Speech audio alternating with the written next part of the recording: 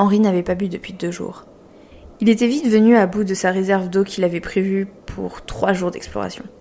Se perdre dans ce canyon ne faisait clairement pas partie de son plan initial. Lorsqu'il avait vu ses réserves diminuer, il avait décidé de se servir avec parcimonie. Il ne buvait plus que lorsqu'il sentait sa gorge se dessécher sous cette chaleur, et il ne mangeait que lorsque sa vision se voilait de multiples taches noires. Les premiers jours, il avait erré dans ce paysage aride et rocheux. Il avait pris des risques inutiles en s'exposant à la brûlure du soleil. Très vite, il avait compris que le froid de la nuit lui serait bien plus favorable dans sa progression. Et il avait dormi le jour, à l'abri de la première tanière trouvée, et marché la nuit.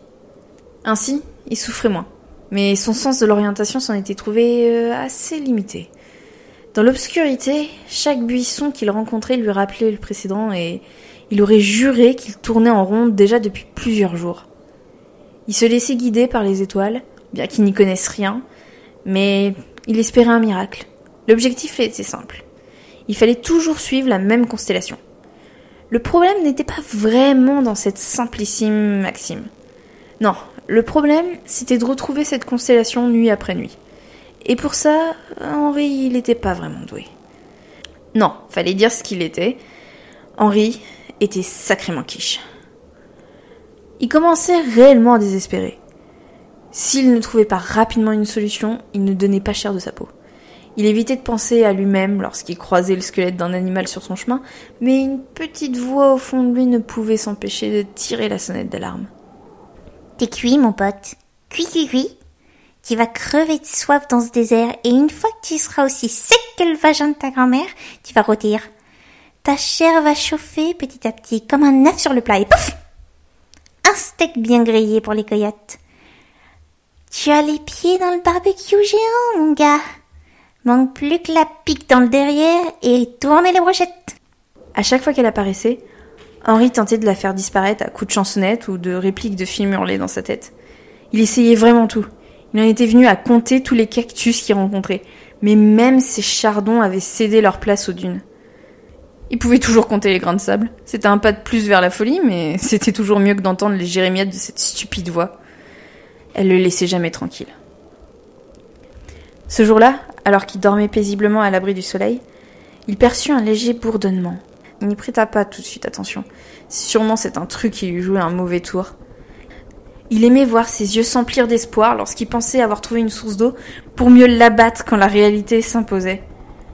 Il aimait le voir craquer, jouer aux frontières de la démence. Alors, Henri n'ouvrit pas les yeux. Hors de question de tomber dans le panneau.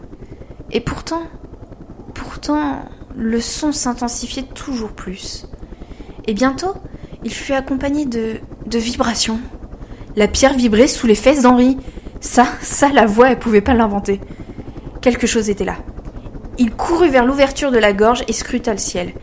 Et c'est à ce moment-là qu'il la vit. Cette étoile qui le sauverait. Il y avait un hélicoptère, une comète qui se mouvait vers lui et qui pouvait le mener loin de cet enfer. Il agita les bras, encore et encore, ignorant la douleur et la fatigue qu'il ressentait. Il avait réussi, il était sauvé. Il ne se rendait même plus compte qu'il hurlait de toutes ses forces. Ses cordes vocales usaient les dernières ressources, quitte à éclater les unes après les autres. Qu'importe, il devait se faire entendre. Il n'en avait rien à faire de la logique. Il ignorait sciemment le fait qu'il ne serait jamais entendu par le pilote à cette distance. Et pourtant, il continuait d'hurler. Il courait maintenant sous le cagnard et secouait son t-shirt au-dessus de sa tête. Tout était bon pour attirer l'attention. Il ne pouvait pas le louper. C'était le seul putain de point qui bougeait à des kilomètres. Il courait encore et encore en suivant l'hélicoptère. Il ne le lâchait pas du regard. Hors de question de le perdre de vue, ne serait-ce qu'une seconde. Henri voyait bien que l'engin commençait sérieusement à le distancer, mais il ne désespérait pas. Il allait le voir. Alors il continua d'agiter les bras encore et encore. Et soudain, il trébucha sur un obstacle et chuta lourdement. Il sentit une douleur lui transpercer la poitrine. Il baissa les yeux, à contre-cœur, et réalisa avec effroi le sang qui se versait de son torse. Il posa une première main sur l'objet qui le transperçait. Une corne. Au bout s'y trouvait un crâne. Il s'était pris les pieds dans un cadavre de gazelle. Un putain de cadavre de gazelle. Il avait fallu qu'il heurte le seul obstacle à des kilomètres à la ronde, et son étoile était déjà trop loin pour lui venir en aide. Il allait crever, ici, maintenant. Il en était sûr désormais. Un rire éclata soudain dans sa tête. Un rire cruel et enragé. La voilà ta brochette.